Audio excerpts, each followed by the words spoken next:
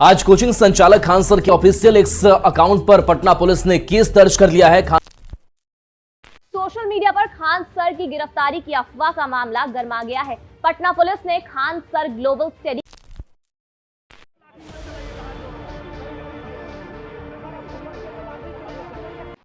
ইউটিউবারের মহাতারকা খান sir যোগ দিলেন পরীক্ষার্থীদের সঙ্গে, বিতর্কে জড়ালেন খান স্যার।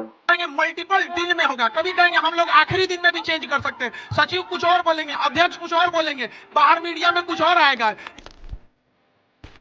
কি তার আসল পরিচয়? Bihar public service commission BPSC পরীক্ষার্থীদের সঙ্গে যোগ দিলেন এবার খান স্যার এবং আটকের মুখে পড়লেন এবার খান স্যার। খান স্যার আসলে ইউপিএসসি এবং তার পড়ানোর পদ্ধতি নিয়ে সকলের কাছে ভালোবাসার পাত্র এবং নাম কামিয়ে থাকে এই খান স্যার। জনপ্রিয় শিক্ষাবিদ এবং ইউটিউবার কয়েক ঘন্টা তাকে থানা থেকে আটকে রাখার পর গভীর রাতে তাকে থানা থেকে বের করে দেওয়ার অভিযোগ উঠল এবার গুরুতরভাবে। এমনই খবর নিয়ে হইচই পড়ে গেছে দেশ জুড়ে।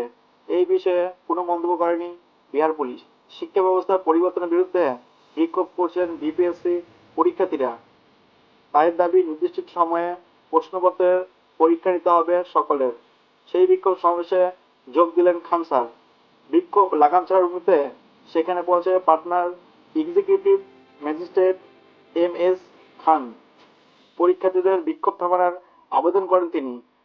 পরে সাংবাদিকদের স্পষ্টভাবে জানান যে খান স্যার তাদের এই বিক্ষোভ কোনো রাজনৈতিকভাবে নয়।